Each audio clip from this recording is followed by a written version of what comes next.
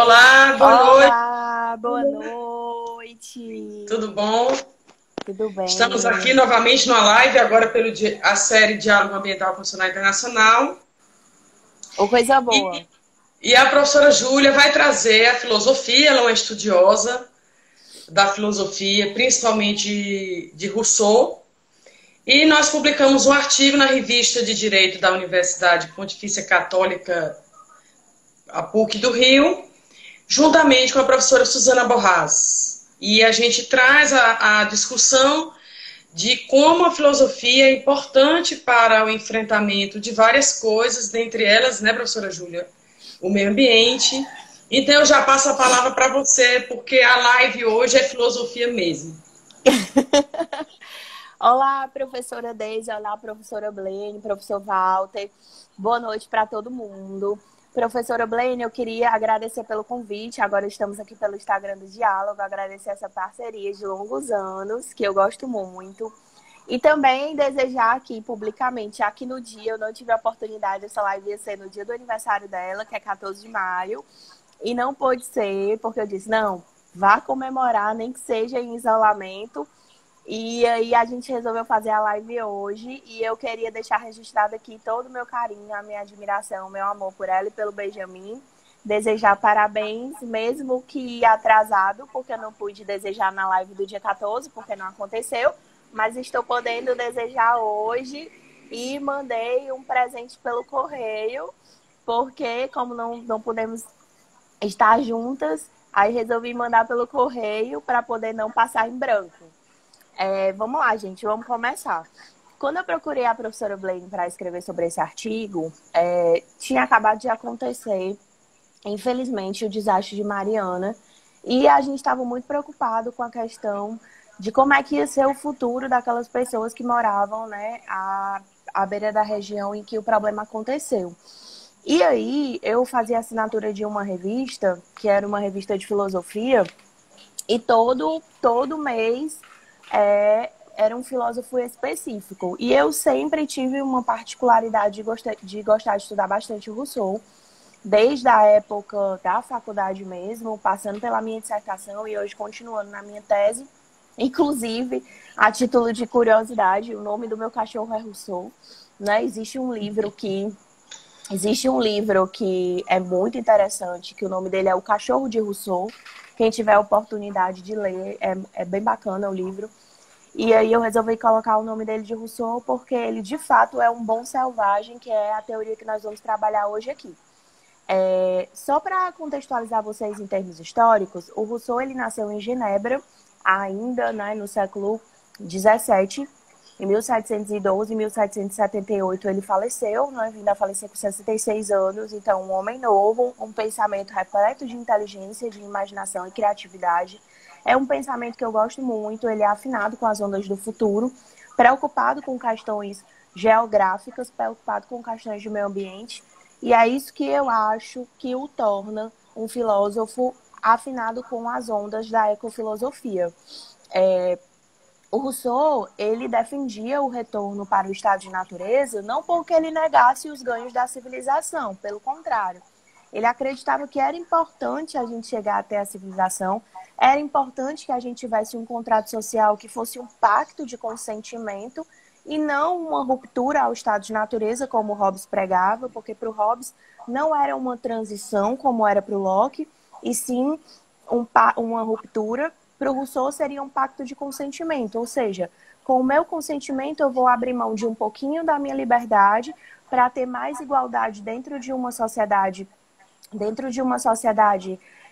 civil, e para que juntas, igualdade e liberdade, a gente chegue até a fraternidade, que é um princípio de ordem global e um princípio muito próximo do direito ambiental. Porque quem se preocupa com a fraternidade está preocupado com a afinidade com as ondas do futuro, que é a causa ambiental. Então, essa sociedade que o Rousseau viveu é uma sociedade em que estava inserida as causas do iluminismo no século XVII da França. Então, esses ideais da Revolução Francesa de liberdade, igualdade e fraternidade foram advindos do pensamento do Rousseau.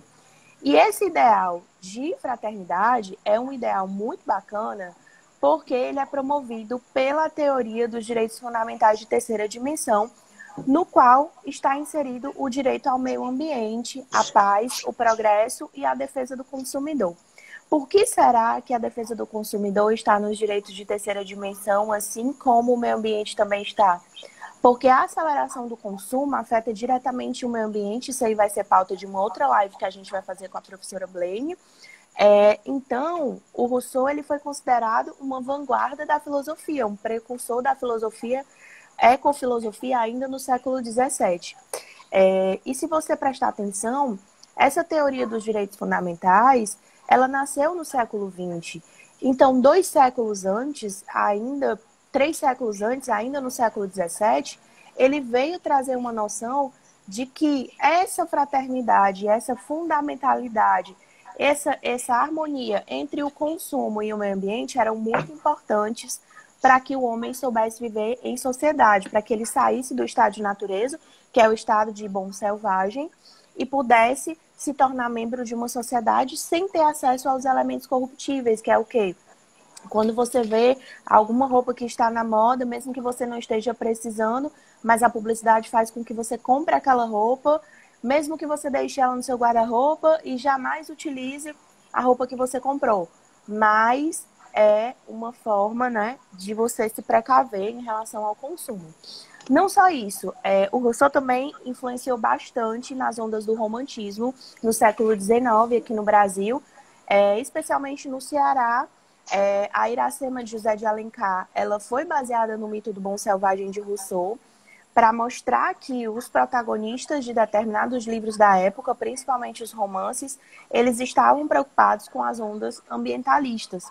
Então a gente vê que o meio ambiente é uma preocupação muito grande desde o século XVII.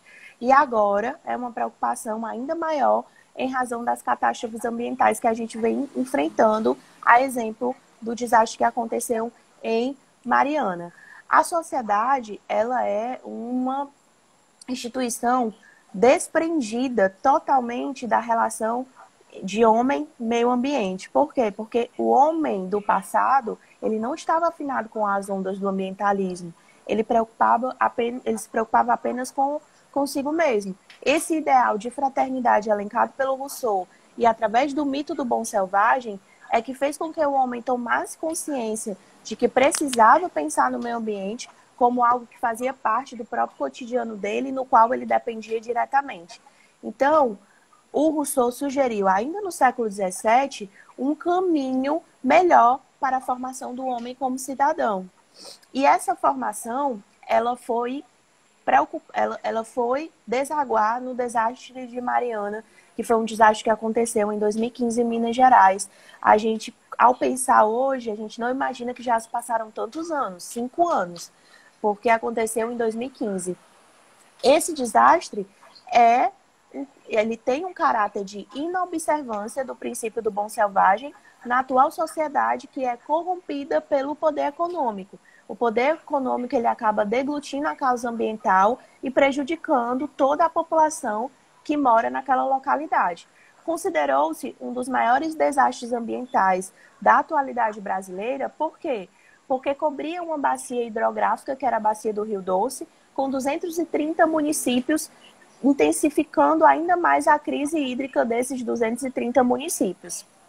Só que, a título de curiosidade, o que a gente também colocou no artigo, e a professora Blaine vai falar melhor dessa questão da causa ambiental, Santo Amaro da Purificação, também na Bahia, em 1960, sofreu durante 33 anos com intensa exploração ambiental, onde a empresa produzia ligas de chumbo, e essa companhia, a Companhia Brasileira de Chumbo, a Cobrac, ela foi desativada em 93, mas ela gerou a contaminação de chumbo de uma população inteira, e o reflexo disso foi que de 3.500 pessoas que trabalhavam na empresa, 948 pessoas vieram a óbito, e a empresa em 2002, somente em 2002, observem o lapso temporal, de 2002 a 1993, o Ministério Público Federal ajuizou uma ação e a empresa foi condenada a pagar 10% de todo o seu faturamento bruto dos anos de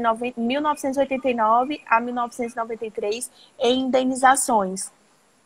E só isso não é suficiente, porque a vida dessas pessoas inteira foi prejudicada e a saúde dessas pessoas.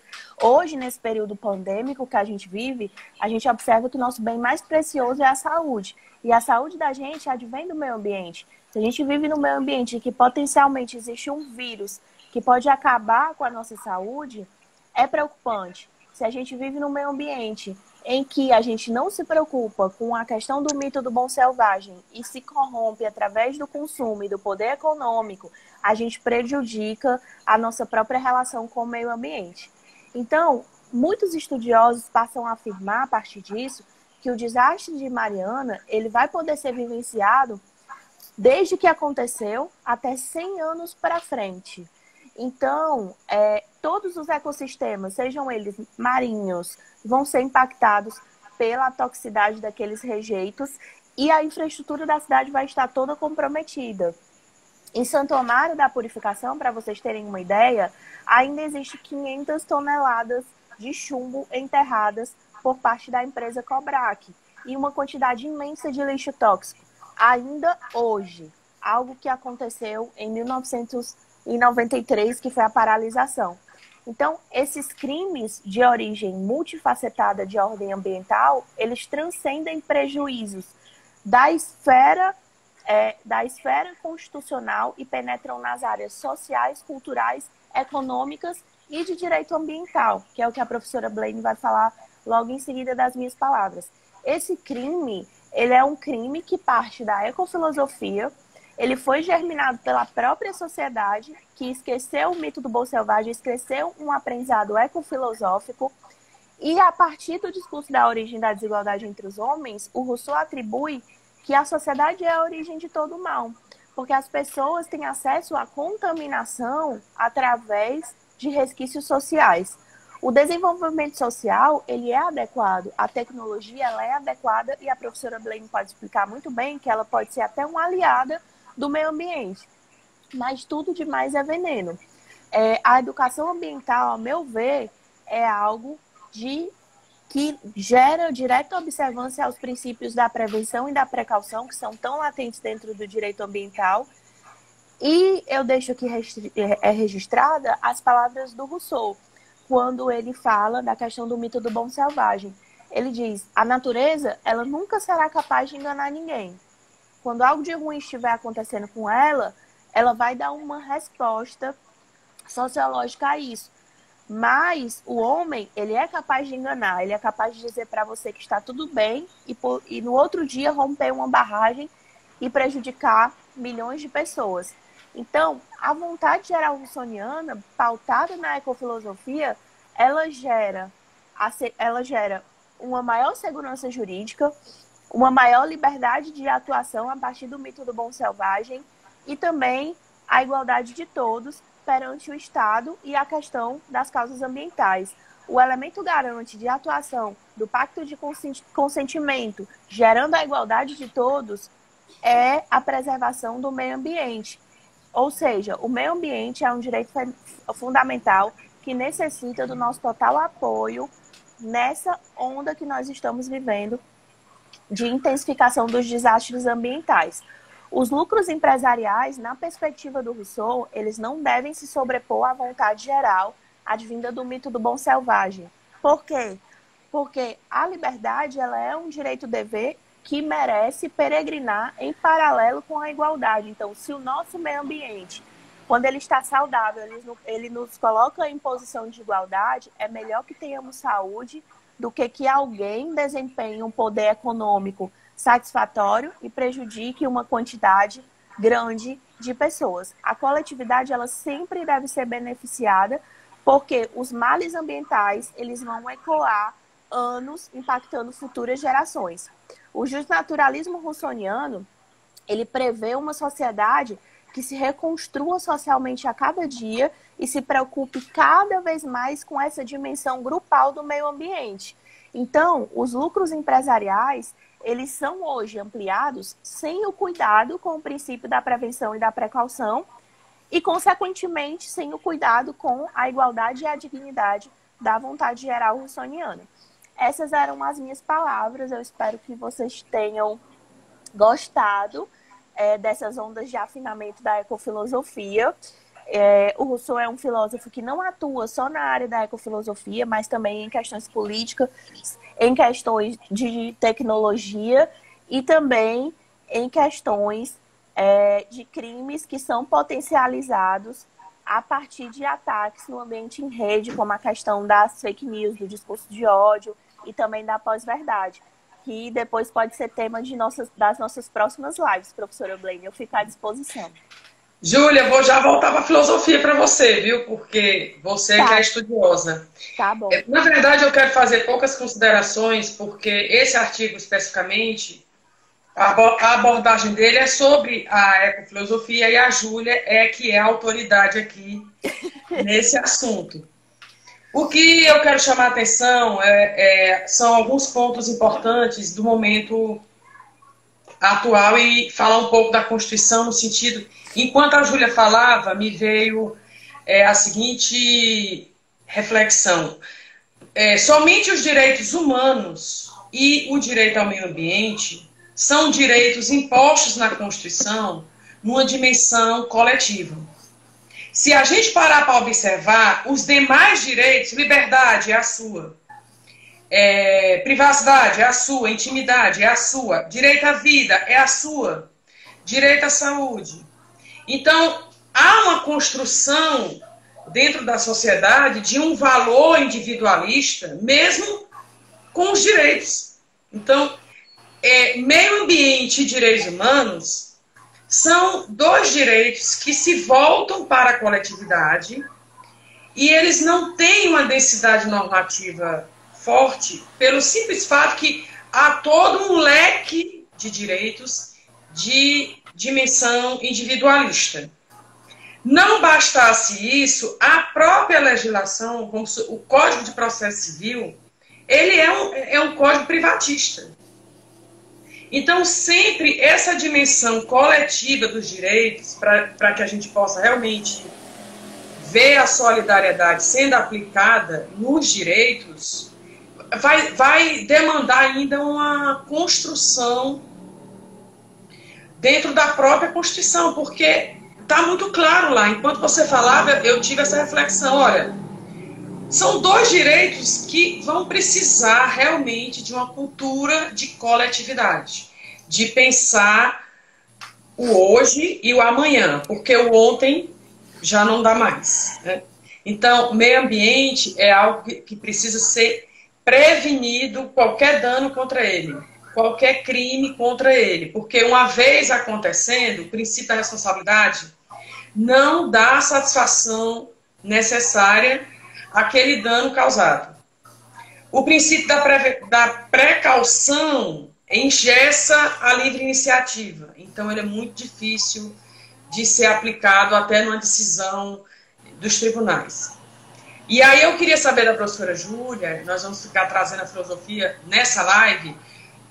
Você é uma adepta do Rousseau, então você entende que o Hobbes estava errado.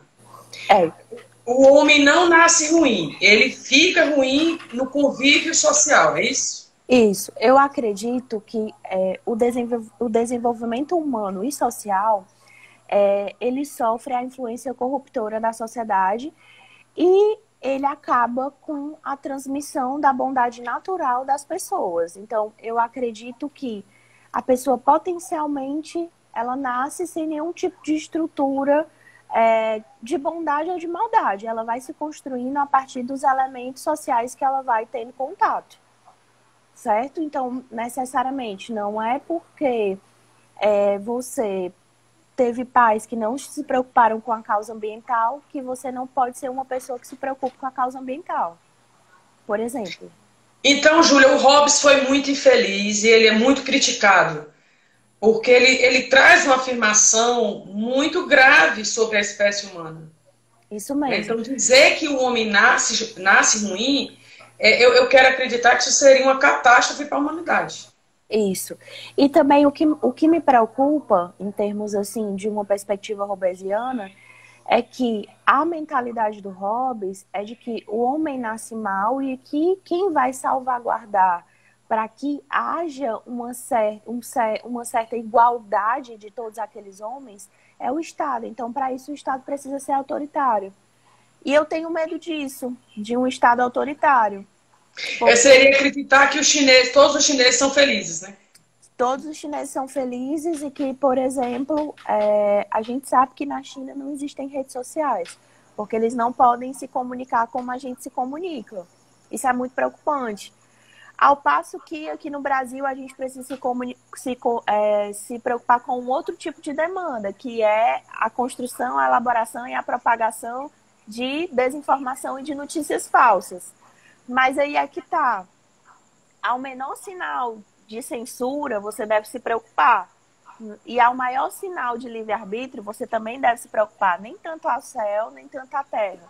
A gente tem que manter uma certa ordem de equilíbrio e de conduta empática dentro do ambiente de rede. Eu acho até que quando o Rousseau fala que a natureza ela não é capaz de enganar ninguém, mas o homem ele é capaz de, por exemplo, dormir dizendo que está tudo bem para você e no outro dia ter acontecido uma catástrofe, a gente sabe que isso de fato acontece, não é? Porque se a gente chegar para essas empresas e perguntar por que a barragem rompeu?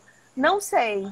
Estava tudo dentro da normalidade, não sei. Quando, na verdade, já vinha acontecendo inúmeros problemas que não foram relatados para que a sociedade tomasse as providências, não é? E as pessoas também não costumam se preocupar com a causa ambiental porque elas ainda não entenderam a real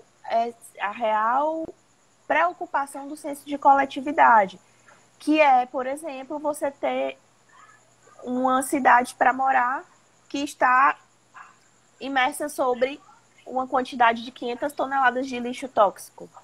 Eu me lembro muito bem numa palestra que você proferiu, professora Blaine, na Universidade de Lisboa, quando você falou que era muito provável que se você estivesse comendo um tomate agora, em Salvador, você poderia estar se contaminando em razão, né, da questão do chumbo. E eu vou além. Porque a cidade fica a 70 quilômetros da capital baiana. Então, e há plantação de tomates em Santo Amaro da Purificação. E outro detalhe que eu vejo também, que me preocupa bastante, isso é o que a gente sabe, o que a gente tem acesso à informação, o que a informação é democratizada. E algumas coisas que acontecem que a gente não sabe. E acaba se contaminando sem saber, não é? É muito preocupante. Eu confesso a vocês que antes de conhecer a professora Blaine, eu sempre gostei de animais, né? Mas eu não me preocupava muito com o meio ambiente. E aí é que eu acho válida a questão da influência do mito do bom selvagem do Rousseau, de que o homem é bom e a sociedade vem e o corrompe, ou então a sociedade vem e lhe coloca numa situação, né, precursora de uma vontade geral, que é exatamente você estar agindo em prol do princípio da fraternidade, se preocupando com a coletividade e com o discurso da desigualdade. Eu comecei a me preocupar mais com essas questões ambientais, eu comecei a me preocupar mais com essas questões de consumo consciente, coisa que eu não tinha antes essa preocupação, e que hoje eu já tenho bem mais. Então eu acredito que se a gente se afinar com essas ondas da ecofilosofia, aprender preceitos filosóficos que vão nos auxiliar a nos tornar pessoas melhores e a gente se preocupar não só com o nosso próprio umbigo e se preocupar com o nosso senso de coletividade em prol do direito ambiental, isso é muito importante. E eu acho que o senso de coletividade, ele vai servir não só para o direito ambiental, ele vai servir para o direito digital, por exemplo, quando você se nega a compartilhar algo que é fruto de uma desinformação. Isso também é um senso de coletividade. Eu não vou estar prestando um desserviço à sociedade. Eu vou me abster de compartilhar, de curtir essa notícia. Júlia, você acredita, enquanto você falava também, você falou em direito de solidariedade, Trazendo Rousseau de volta, eu entendo que o fato de não haver a solidariedade não quer dizer que o homem não nasce bom. Isso. Solidariedade é algo que a gente aprende, mas ela não foi ensinada nas escolas. Então, você acredita que a educação ambiental, nós temos lei de educação ambiental, ela é de 99. Você acredita que a educação ambiental, sem a filosofia, vai conseguir dar um resultado? Eu acredito que não. Eu acho que é um estudo transdisciplinar. Quando eu conversei com a professora Blaine a respeito desse artigo, eu falei assim, professora Blaine, a gente precisa demonstrar para as pessoas que a coisa está lá desde o século XVII e as pessoas não querem enxergar. E agora os impactos estão acontecendo e a gente acha que o meio ambiente é algo novo e não é. Se a gente tivesse cuidado antes do meio ambiente, nós teríamos respostas ambientais muito mais eficientes do que nós temos hoje. Hoje, a gente pode dar um exemplo, nós estamos em situação de isolamento social, de distanciamento social. E a gente vê que, por exemplo, o clima em algumas cidades melhorou, a questão da poluição em algumas cidades melhorou. Então, assim, é uma questão também de consciência. Mas a gente só está fazendo isso numa atitude forçada. A gente não está fazendo por uma questão de solidariedade. A gente está fazendo por uma atitude forçada. Eu garanto que se não tivesse sido instituído o lockdown na cidade de Fortaleza, muitas pessoas estariam transitando livremente, como estão ainda em alguns bairros, sem se preocupar com a saúde e com o bem-estar da coletividade. Porque não é a questão de, eu me contamino e eu vou ficar na minha casa, mas eu vou precisar jogar o meu lixo fora e vou contaminar o lixeiro, eu vou precisar descer para pegar uma correspondência e vou contaminar o meu porteiro, eu vou precisar receber uma comida de um delivery e vou contaminar o entregador. Isso também é uma questão de solidariedade e que muitas pessoas não praticam. E o professor Mazzoli, nós fizemos uma live essa semana e ele defendeu a possibilidade de a saúde via se tornar patrimônio da humanidade. Eu concordo com ele, porém eu continuo achando que saúde é direito individual. Sim. Até porque nesse interregno aí nós temos a construção já do direito ao suicídio. Então, toda a construção de direitos e as conquistas de novos direitos, elas surgem de acordo com as necessidades da sociedade. Então, se determinada pessoa quer tirar a sua vida, já se discute o suicídio como um direito. E aí, professora Júlia, eu queria que você... Porque o objetivo da live é explorar a filosofia. Para ver se, de alguma forma, ela consegue chegar até a sociedade, nem que seja por live, de uma forma, como é que eu poderia dizer assim, tranquila, leve, porque além do Estado não ter interesse em fomentar o ensino nas escolas da filosofia, há também uma didática que precisa ser ampliada no ensino da filosofia, ela precisa ser atrativa. E no caso de uma live como essa, eu acredito que qualquer pessoa tenha a paciência, por exemplo, de assistir a live que vai ficar gravada. Porque aí ela vai pensar, eu não acredito. Quer dizer que um filósofo do século XVII já previa a importância do meio ambiente? Por que isso, para o mundo atual, século XXI, é tão importante? Porque o meio ambiente continua. Apenas houve um progresso, tecnologias surgiram, né? Carros, aviões, vacinas, mas o meio ambiente... Ele continua. Ele continua. E, inclusive, só vai haver possibilidade de direito à saúde se o meio ambiente estiver sadio. Como é que você acha que era possível que a filosofia ela fosse mais atraente para as pessoas? Porque você é professora de filosofia. Isso, de filosofia. Professora Blaine, eu sinto, sim, eu senti ao longo dos meus estudos de filosofia e também ao longo dos meus aprendizados de filosofia, tanto ensinando, né, quanto também aprendendo. Eu vejo que as pessoas, elas dificultam muito o aprendizado da filosofia. Os filósofos, eles foram muito simples na forma de atuar, porque eles seguiam duas categorias, comumente. Eles eram racionalistas ou eles eram empiristas. Racionalistas eram aqueles mais idealistas que acreditavam que a coisa era mais engessada e que existia um ideal a ser seguido e os experimentos sociais que aconteciam não eram capazes de modificar aquele modelo ideal. Já os empiristas, eles acreditavam que tudo que ia acontecendo de fenômeno na sociedade impactava na forma da sociedade pensar. Aí eu vou dar um exemplo disso. A gente tem dois exemplos clássicos que são Platão e Aristóteles. O Platão acredita, né, na questão do idealismo, porque para ele sair da caverna, né, entrar em contato com o conhecimento, só é válido quando a gente retorna para a caverna e avisa aquelas pessoas de que existe um mundo lá fora e que vale a pena conhecer, e a gente precisa ter contato com os dois lados da moeda, que é a questão da dialética, que a gente chama na filosofia, que para o direito não passa do devido processo legal, de você poder ouvir os dois lados. No caso do Aristóteles, a gente tem uma perspectiva empírica mais voltada para a questão do silogismo aristotélico, que é o quê?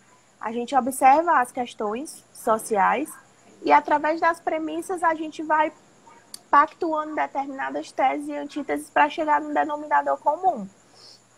Só mais na frente, com o Kant, é que a gente vai poder perceber que existe uma forma de compactuar o racionalismo e o empirismo através do idealismo transcendental, que é o quê?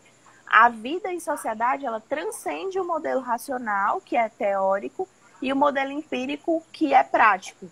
A gente pode juntar as duas coisas, a teoria e a prática, que é exatamente o que a filosofia faz. A filosofia, ela traz mecanismos teóricos para você enfrentar realidades práticas, como o caso do meio ambiente. Então, eu acredito que para a gente chegar mais próximo das pessoas, a gente tem que fazer o que a gente fez nesse artigo. A gente tem que trazer a realidade teórica, por exemplo, um marco referencial teórico como o Rousseau, dentro de uma perspectiva de ecofilosofia, e trazer para o campo prático como o desastre ambiental que aconteceu em Mariana em 2015. Isso é que é o importante, não deixar a filosofia apenas no campo do racionalismo, apenas no campo teórico, trazer ela para dentro do campo prático, certo? Se a gente for falar, portanto, da questão da fake news, da elucidação da fake news hoje na sociedade em rede, a gente tem que falar não apenas do campo prático, mas onde é que a fake news nasceu há tempos atrás, né? Com a filosofia, onde ela nasceu, por quais mutações ela passou e como ela impacta hoje na qualidade da nossa democracia. Então, assim, a gente tem que trazer a filosofia para mais perto da nossa realidade, para que ela se torne algo mais agradável e para que ela se torne algo mais deglutível. Porque quando a gente fala filosofia, as pessoas já fazem bico, achando que é algo impossível de aprender, porque está no campo das ideias. Não chega no plano prático, mas a gente pode pegar a filosofia como extensão do plano prático. Ela pode ser uma aliada, né, no campo prático, pode ser uma aliada teórica no campo prático. Eu vou dar uma notícia triste para os ouvintes. Por exemplo, solidariedade é uma coisa que o sujeito de direito precisa entender, é que ele tem que ter solidariedade com os direitos dele. Isso. Então, assim, nada vai fluir, as pessoas estão discutindo muito os benefícios da Covid-19 com a paralisação do comércio, isolamento, e aí a professora Carla Amado Gomes, que é uma grande autoridade em meio ambiente em Portugal, ela não gosta desses instrumentos de live, mas lá no nosso canal tem um vídeo dela de 15 minutos sobre ditadura verde. Então, ela mesmo, sendo uma estudiosa do meio ambiente, ela é muito clara no vídeo em dizer que não é nenhuma vantagem o que está acontecendo atualmente para o meio ambiente. Por quê? Porque é uma coisa provisória e que o preço é muito caro, que é o quê? A humanidade, as pessoas não poderem se encontrar, né, nem terem uma vida social. Porque ter uma vida social é uma coisa necessária para a saúde humana. Então, isolamento social, pandemias, epidemias, qualquer coisa que altere o estado natural do meio ambiente e a vida das pessoas, não é saudável. Então, ela foi muito feliz e cautelosa quando ela nominou de ditadura verde esse momento que nós estamos vivendo. E para corroborar com o que ela disse, esse direito, essa solidariedade, direito e solidariedade, seja geração, dimensão, que a gente sabe que tem uma crítica sobre essa terminologia terceira geração, é como se os direitos da primeira e da segunda não fossem mais importantes. E a verdade não é essa. Essa questão da geração é o momento do apogeu da conquista daquele determinado direito. E aí meio ambiente está na terceira. Mas nós não vamos ter solidariedade pós-pandemia se não houver realmente um entendimento da sociedade de que não dá mais para seguir em frente sem solidariedade. Essa conscientização tem que partir de cada um de nós. Por quê? Porque nós não vamos ficar livres de outra pandemia. A live do professor Masvoli, não vou ficar aqui repetindo porque a live está gravada, mas ele deixou muito claro a dificuldade de responsabilização de um Estado-membro. São vários fatores envolvidos. E aí não é tão simples punir um Estado-membro. E ainda assim, punindo o Estado-membro, não garante ao planeta que aquele mesmo Estado ou um outro Estado vai realizar determinada experiência que venha a construir num laboratório ou fora dele um vírus que gere uma pandemia. Então, assim, sem a solidariedade, é melhor a gente começar a entender que tudo que está na Constituição, como dizia Ferdinand Lassalle, não vai passar de uma folha de papel. Papel em branco. Só que o que é o problema disso, professora Júlia? Eu posso cuidar da minha saúde, você cuida da sua, a professora Deise cuida da dela, o Walter, o Sócrates, a Daiane, cada um cuida da sua saúde. Só que determinados problemas ambientais afetam um número indeterminado de pessoas. Daí porque a necessidade de prevenir que o dano ocorra. E não era o objetivo da live, apesar da gente, o título do artigo falar em Mariana, mas, como você lembrou, já se passaram 5 anos, e em 2019, no mesmo estado de Minas Gerais, houve um outro desastre ambiental, sendo que em Brumadinho. Isso. E morreram mais pessoas. Morreram mais de 200. Então, a inobservância a Rousseau, ao bom selvagem, aquelas pessoas que morreram em Brumadinho, elas tinham oportunidade de não terem morrido. Isso. Porque elas teriam que ter exercitado a solidariedade e junto com a solidariedade, instrumentos jurídicos que pudessem evitar o desastre. Tá? Tanto que o refeitório da mineradora em Brumadinho foi o primeiro a ser atingido pela lama. Então, as pessoas, em nome do direito ao trabalho, que é um direito muito importante, elas se sujeitavam à margem de risco além do limite que é permitido numa atividade de mineração, porque é uma atividade inerentemente de risco. E aí é a teoria do risco de Ulrich Becker. É bom a gente continuar entendendo que essa teoria existe e ela está sendo totalmente aplicada na pandemia.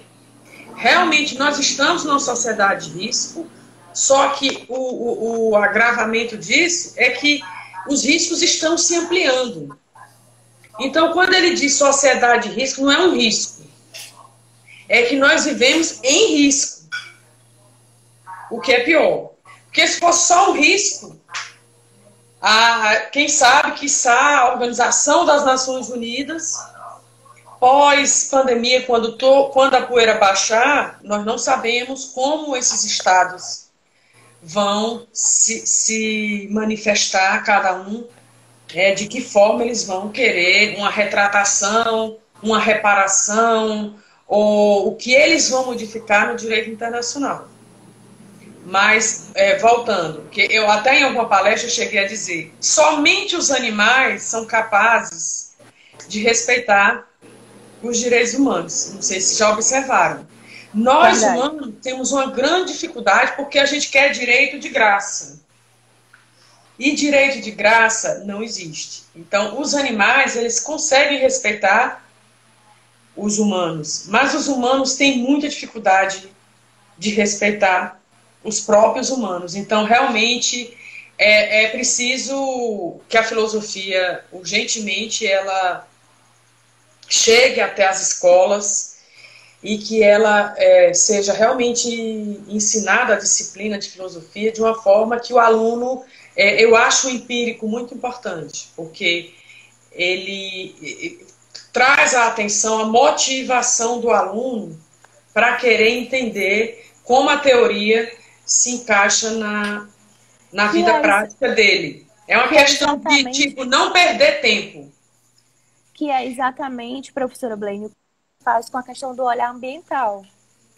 Você pega a questão teórica do direito ambiental e aplica no plano prático. É exatamente o que eu faço com a questão do direito digital. Eu pego todos os marcos referenciais advindos da filosofia, passo pelo direito digital e trago isso para dentro da nossa sociedade. Às vezes a gente avalia uma série como a série You do Netflix, a série Você, que é um cara que ele stalkeia uma menina e persegue uma menina nas redes sociais, não é? A gente cybercrimes que acontecem, crimes que acontecem contra a honra com pessoas famosas ou não, responsabilidade civil que acontece no ambiente de rede. Então a gente traz para o plano prático parte da filosofia, traz para o plano prático e analisa a partir de uma série, analisa a partir de um fato, analisa a partir de um contexto, de um caso concreto, para as pessoas entenderem que a filosofia, ela faz parte do nosso cotidiano e ela é importante porque ela é a força motriz de impacto teórico para impulsionar as nossas ações no plano prático.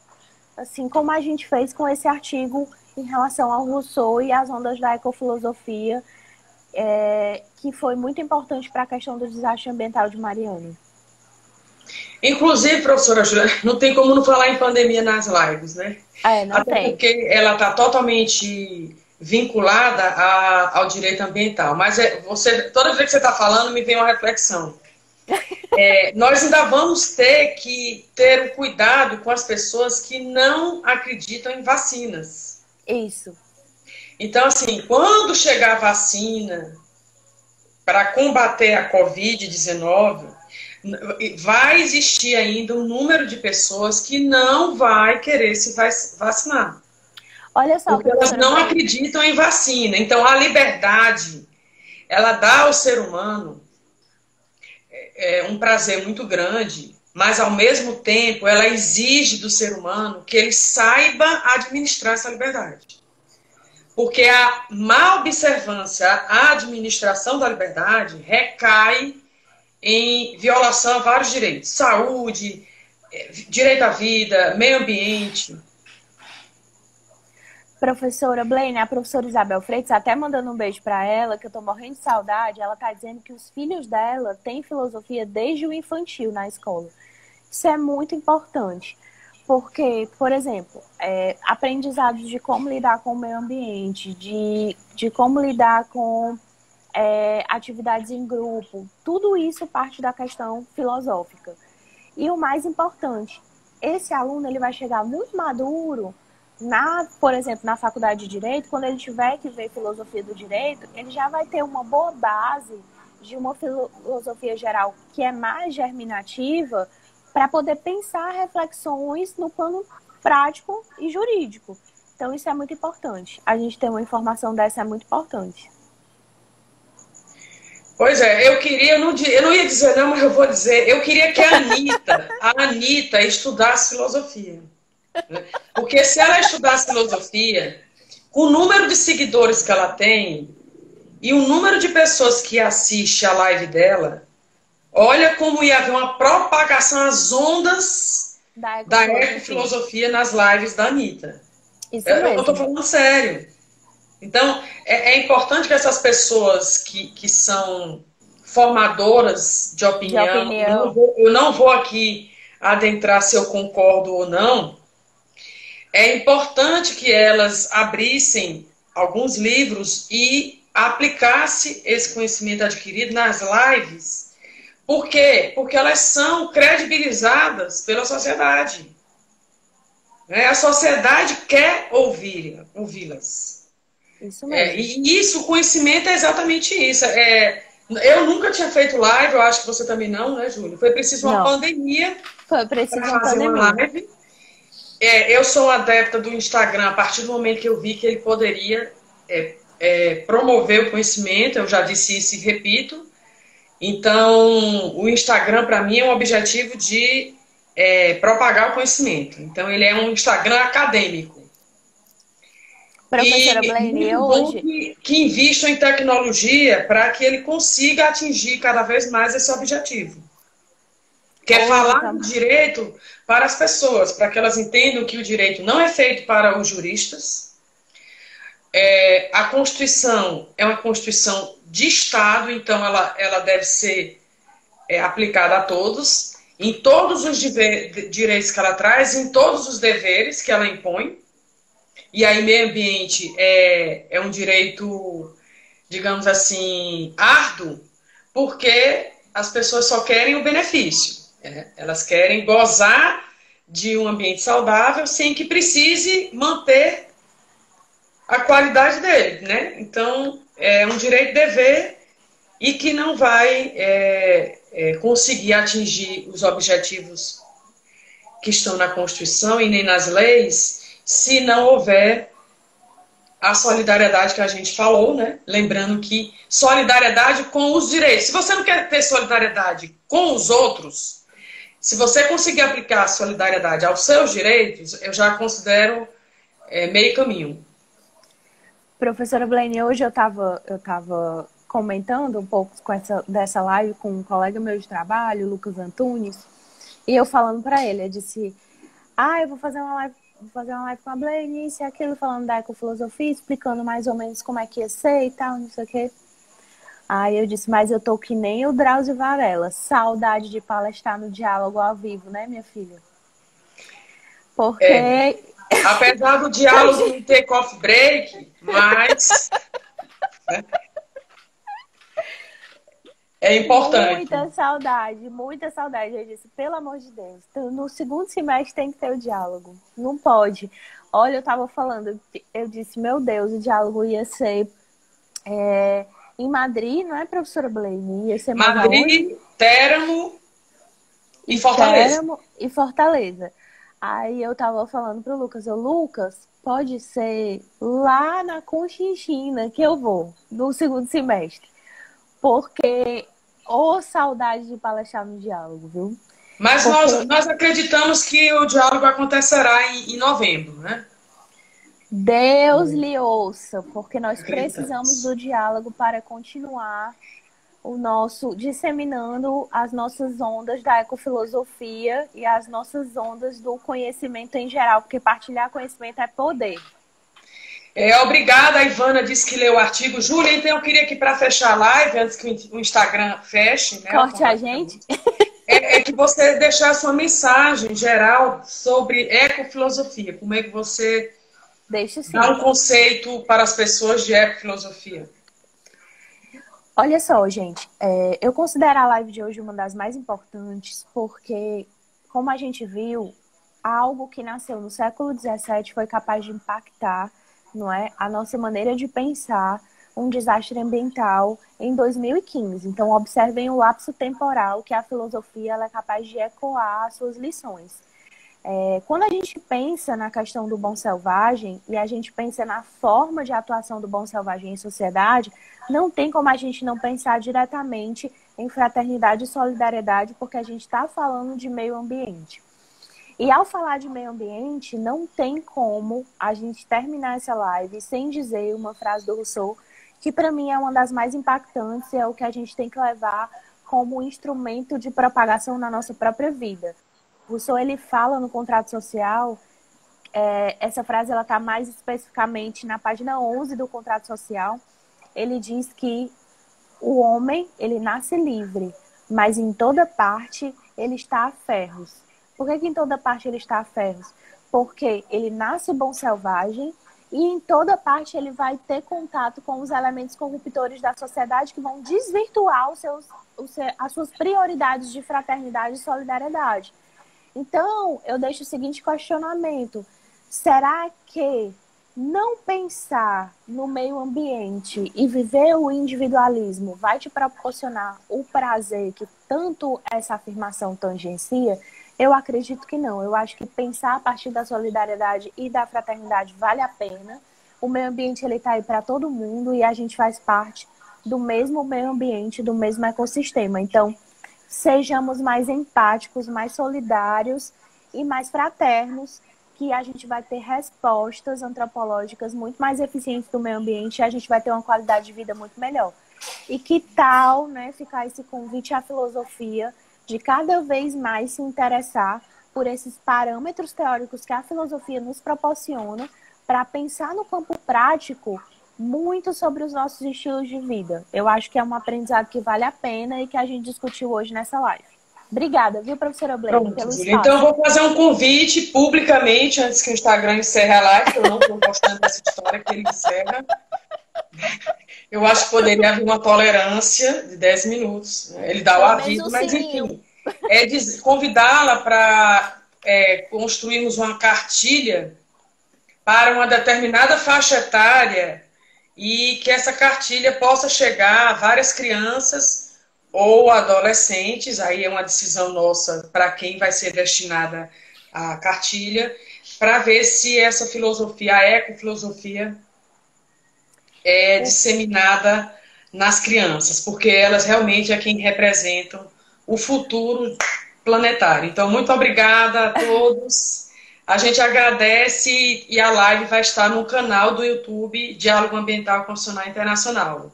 Boa noite a todos. Boa noite a todos, professora Blaine. Obrigada, gente. Tchau, tchau e até a próxima. Obrigada, Júlia.